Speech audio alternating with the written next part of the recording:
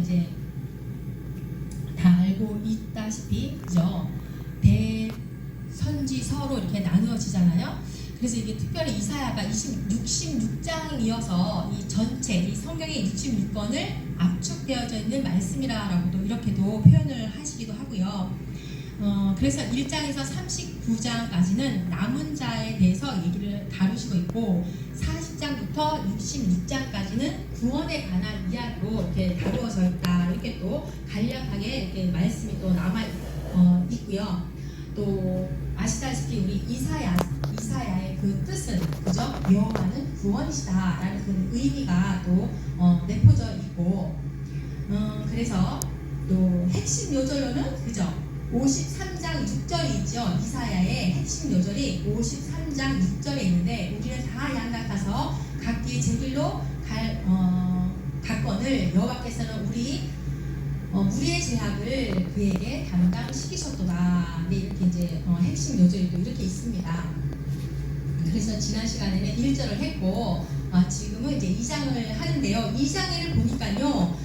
그 앞부분에는 예수님께서 다시 이 땅 가운데 오시겠다라는 그죠? 그 말씀이더라고요. 말일에 뭐 여호와의 날에 그날에 이런 말이 있는데 그 말은 곧 세상의 종말의 때를 말하면서 예수님께서 그저 초림 때부터 재림 때까지의 그 신학 시대를 말하고 있으면서 그때에는 예수님이 재림할 그때에는 모든 백성들 만방이 예수님께로 그리스도께로 나아올 것이라는 그런 예언을 주는 그런 말씀이 앞부분에 있더라고요. 그 다음에 뒷부분에는 보니까 야곱의 족속아 하는 거 보니까 우리 이스라엘 백성들에게 그저 이제 하시는 말씀이에요. 우상 숭배와 교만하고 그런 부분에 대해서 심판할 거라는 것을 하나님께서 이렇게 경고를 하심을 우리 이사야 선지자가 이렇게 말씀을 하고 있습니다. 네, 저는 그래서 이제 이렇게 말씀을 읽고 은혜되는 말씀을 한 구절씩 뽑아서 우리가 나누기로 이렇게 했는데 저는 5절 말씀 야곱 족속아 보라 우리가 여호와의 빛에 행하자. 네, 여호와의 빛이 뭐예요? 그러니까 진리 대신 예수 그리스도잖아요. 그 말씀에 우리가 늘 우리의 자신의 삶을 돌아보면서 비춰보면서 우리가 살아야 되겠다. 그런 또 말씀을 저에게는 또 감동을 주었고요. 또 22절에 보니까 너희는 인생을 의지하지 말라. 그의 호흡은 코에 있나니 새말 가치가 어디 있느냐. 네, 이 모든 인생, 그죠? 나의 인생, 이 세상 속의 모든 인생은 의지할 것이 없다. 너의 생명, 너의 호흡의 그 생명의 가치는 오직 이 세상 것에 있는 것이 아니라 하나님께 있다라는 그런 말씀으로 저희는 이렇게 감동을 주었습니다. 네, 이걸 보니까 그 예수님의 하나님께서 이렇게 심판하시는 그 원인이 뭐예요? 뭐 이스라엘 백성들이니까 원래부터 택한 백성이니까 하나님의 말씀에 이렇게 잘 살아가야 하는데 왜 이렇게 하나님께서 나타나셔가지고 심판의 그 원인을 보니까 6절에 그죠? 6절에 보니까 주께서 주의 백성 야곱 족속을 버리셨음은 그들에게 동방 풍속이 가득하며 그들이 블레셋 사람들같이 점을 치며 이방인과 더불어 손을 잡아 언약하였다. 네, 이방인들과 하나님은 싫어하셨잖아요. 이방인들과 손을 잡는 것을 엄격히 금하셨는데 여기서 보니까 이방인들과 손을 잡고 언약을 하였대요. 그래서 이게 심판의 원인이 된 거죠. 그 다음에 보니까 두 번째는 보니까 7절 그 땅에는 은금이 가득하고 보화가 무한하며 그 땅에는 마필이 가득하고 병거가 무수하며 네, 굉장히 하나님을 의지하는 것보다 금은 보화와 그죠? 또 자기가 가지고 있는 이 군사력, 병거, 마필 이런 걸 얘기를 하고 보니까 하나님을 의지해야 하는데 이런 나의 금은과 또한 이런 경제력, 군사력을 굉장히 의지했기 때문에 하나님의 그 심판의 원인이 이렇게 되었던 거죠. 그 다음에 세 번째로 보니까 8절, 9절인데요.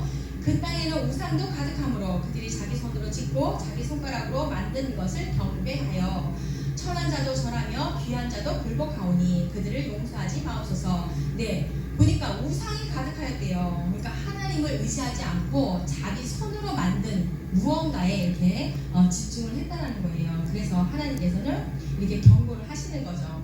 우상 숭배와 너희들이 이렇게 하면 안 된다라는 그런 심판 경고를 하시고 또 보니까요 그 밑부분에 보니까 모든이란 말이 굉장히 많더라고요. 12절에도 모든 교만한 자, 거만한 자, 자고한 자, 또 뭐예요? 모든 백향목과 모든 상수리 나무와 모든 높은 산과, 이 모든이라는 것이 여기 실제적으로는 이제 8번 정도 나왔는데 그 원어에 보면은 10번 정도가 나온대요. 굉장히 짧은 구절에 많은 것을, 모든이란 말이 굉장히 많이 넣은 것은 뭐냐, 창조주 하나님보다 더 높은 것이 없다. 그 모든 것보다 창조주 하나님을 높일 수 없다.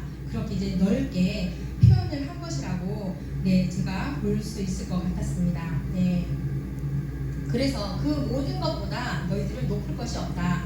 그러니까 우상 숭배와 교만함을 하나님께서 이렇게 심판하신 것을 저는 이제 이 2장에서 그렇게 봤습니다.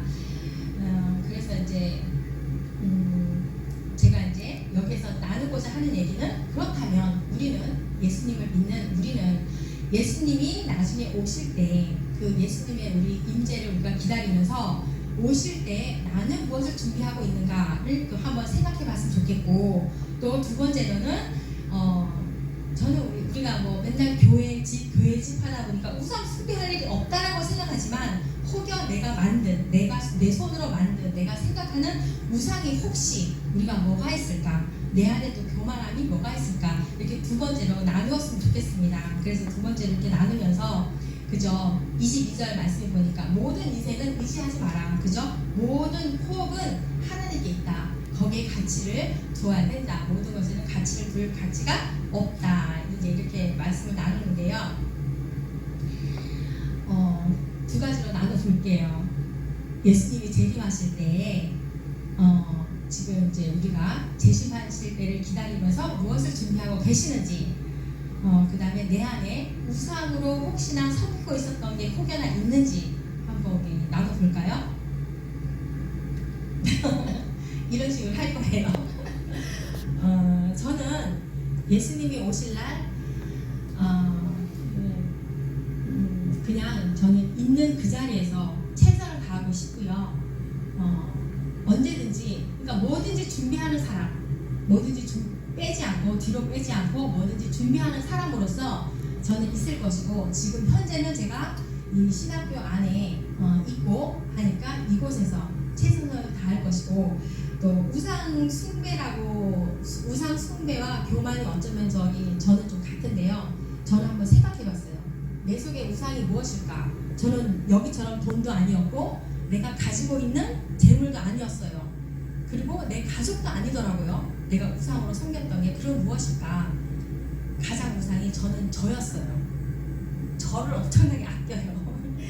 저를. 그래서 그 부분조차도 하나님께 좀 내어놓고, 최근에 이제 어떤 저에게 이제 감동이 왔냐면, 내가 그동안에 굉장히 기도가 너무 없었구나.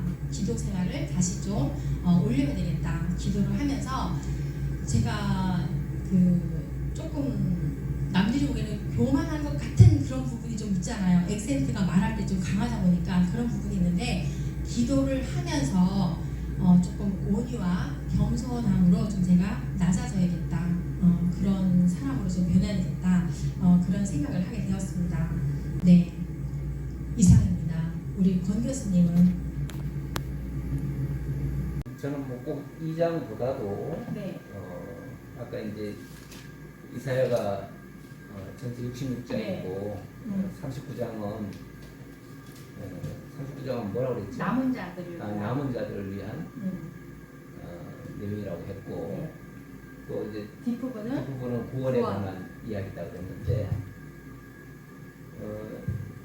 이사야의 말씀에 보면 하나님이 때리신다는 말씀이 있어요. 때리시고 또 싸매신다. 네. 또 이런 표현이 있는데, 저는 크게 말하면은 뭐 같은 맥락이겠지만 39장까지가 때리시는 장면이에요. 계속 펴는 말씀이에요. 그리고 40장부터는 또 싸매주시는 말씀이에요. 회복의 말씀이죠. 그러니까 이사야가 하나님이 먼저 때리시고 그 다음에 싸매주시는, 감싸주시는. 그러니까 때리는 거야 당연히 죄에 대한 때림이죠. 그러니까 죄에 대한 고발이 계속 지금 쏟아져 나오는 거거든요. 지금 뭐 계속해서 처음부터 너희는 너들이 사람이냐? 맞아. 너희들은 소만도 못하다. 소는 그 임자도 알고 나귀는 두 주인을 아는데 너희들은 소만도 못하고 나귀만도 못하다. 내 백성은 깨닫지 못한다. 자기 주인이 누군지도 모르고 아버지가 누군지도 모르고 그러니 너희들은 맞을 수밖에 없다. 그래서 때린다는 이야기가 계속 나와요. 39장까지가 그냥 내리 그냥 계속 두들겨 패는 내용이에요. 그러니까 여기서 잘하는 거 하나도 없어요. 여기서 본받을 거 하나도 없고요. 여기서 우리가 이 교훈 삼아 받을 거는 아 나는 죄인이구나. 이거 고발하는 내용이라고 보여집니다. 그래서 철저하게 뭐 야곱 족속가 우리가 여호와의 빛에 행하자 그 말씀도 이제 나왔고 인생을 의지하지 말라 이런 말씀도 나왔고 아까 그 얘기 두 분들을 강조하셨는데 그 말씀 역시도 우리 인생이 이렇게 참 부족한 존재고 인생을 의지할 존재가 못 돼요. 기껏 한다는 것이 죄밖에 못 짓고 우상밖에 안 지으니까 우상만 섬기니까 그래서 빛에 행하자는 말은 결국은 우리가 하나님께로 돌아가는 것이 가장 중요하고 그거 외에는 우리에게 아무런 소망이 없다. 하나님께 돌아가는 것 외에는 없다. 그 얘기를 지금 하고 있는 걸로 보여집니다. 우리 학생님도 네. 저는 저기 그 이사야 2장에 보면서 1장에 보면 이제 말 그대로 심판에 대한 예고를 하고 저기 2장은 이제 심판의 방법에 대해서 말하고 있거든요. 근데 왜 심판을 하느냐? 하나님 택한 백성이라 할지라도 다 심판한다. 이 얘기를 하고 있어요. 2장에서. 근데 이제 뒤로 가면 이제 이게 6장까지가 그렇다고 이야기다 보니까 뒷장에 근데 남은 자에게도 심판을 하고 그다지 징계를 하지만 그들에게는 다시 새로운 싹이 나게 하는 그것을 이제 차별을 두고 있는데 오늘 저는 2장에 대해서 저거를 한다면은 아주 재밌는 것은 뭐냐면은 이 자기를 위해서 우상을 만들지 말아라. 자기를 위해서 아름다운 것들을 만들지 말아라. 다 하나님이 지금 이제 하나님이 심판하는데 가장 주된 목적이 뭐냐?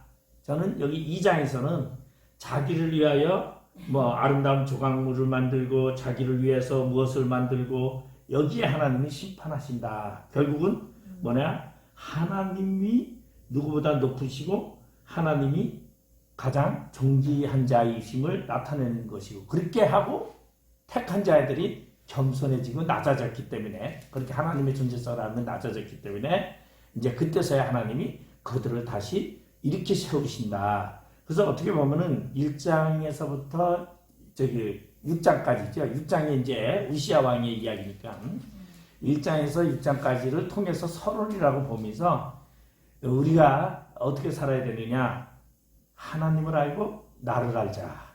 저는 이제 그렇게 그러한 출발점이 아닌가. 그래서 그러면 하나님을 알고 나를 알는데 가장 큰 죄가 뭐냐?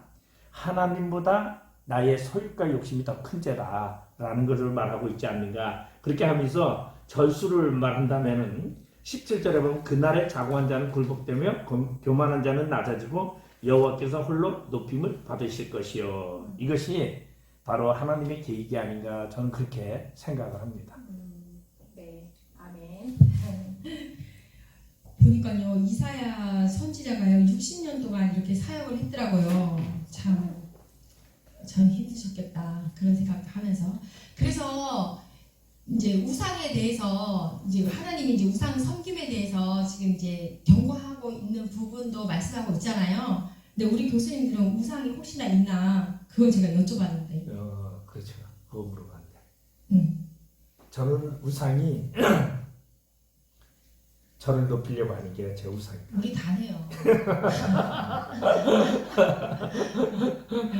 네, 그러니까 뭐 다른 건 뭐 돈을 요구하거나 뭐 이런 건 크게 저는 없는 것 같은데 저를 높이려고 하는 거 그리고 남보다 위에 있으려고 하는 게 그게 가장 큰 우상이 아닌가 그렇게 생각합니다. 네, 다 자기 자신이었네요.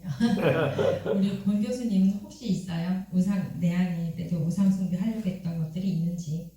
뭐 우상이 많죠. 뭐 많은데 뭐 고집이라고 할 수 있겠죠. 정답. 목사님 고집 세네요. 이 소리를 내가 많이 좀 들으시니까? 듣습니다. 그 얘기를 많이 들으시니까? 본인도 그렇게 생각하세요? 아닌 것 같은데? 좀 내 딴에는 그냥 그렇게 고집을 안 쓴다고 생각하는데 남들이 남들이 그렇다고 보기에 하면 고집스럽게 보이나 봐요. 뭐 고집 쓰는 게 맞겠죠.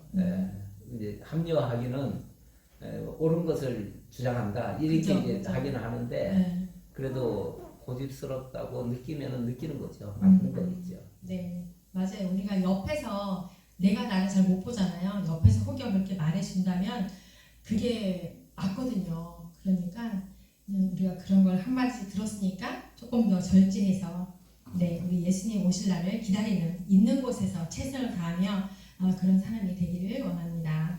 아멘.